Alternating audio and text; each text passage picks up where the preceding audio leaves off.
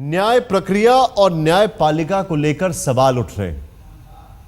निशाने पर है जस्टिस काटजू, जिन्होंने खुद यह सवाल उठाया और इन सारे सवालों के पीछे जस्टिस काटजू ने क्या कहा। क्या यह सच नहीं कि मैंने चेन्नई से आपको पत्र लिखकर जानकारी दी थी कि मद्रास हाईकोर्ट के एडिशनल जज के खिलाफ भ्रष्टाचार के गंभीर मामले हैं। पूर्व चीफ जस्टिस लाहौटी से काटजू के 6 सवाल में से पहला सवाल ये आपकी स्क्रीन पर। दूसरा सवाल जस्टिस काटजू ने पूछा, जस्टिस लाहौटी, क्या यह सच नहीं कि मैंने उस जज के बारे में आईबी जांच के लिए आपसे सिफारिश की थी? बताइए। जस्टिस लाहौटी से दूसरा सवाल जस्टिस काटजू ने पूछा।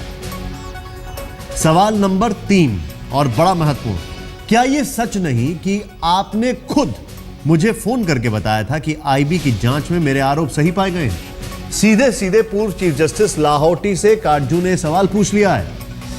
चौथा सवाल देखें। चौथा सवाल यह है कि क्या यह सच नहीं कि आईबी की रिपोर्ट के बाद आप समेत सुप्रीम कोर्ट के 3 जजों की बैठक हुई थी? यानी कि आईबी की जिस रिपोर्ट में मेरे आरोप सही पाए गए थे, उसके बाद बकायदा 3 जजों की जो कोलिजियम जिसको कहते हैं वो बैठक हुई थी।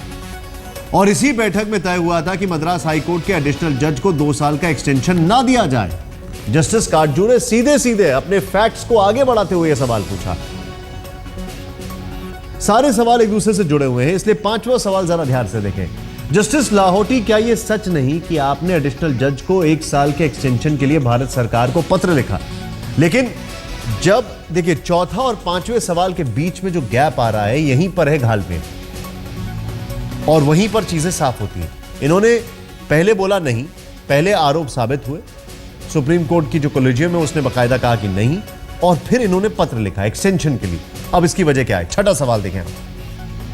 सवाल नंबर 6, आईबी की रिपोर्ट में जब साफ हो गया था कि एडिशनल जज भ्रष्टाचार में लिप्त हैं, तो फिर आखिर उनके एक्सटेंशन के लिए क्यों सिफारिश की?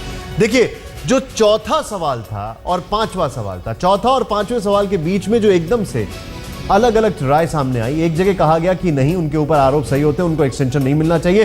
5वें सवाल में उन्होंने कहा कि आपने एक्सटेंशन दे दिया, और छठा सवाल सीधे सीधे पूछ लिया कि आखिर इसकी वजह क्या है।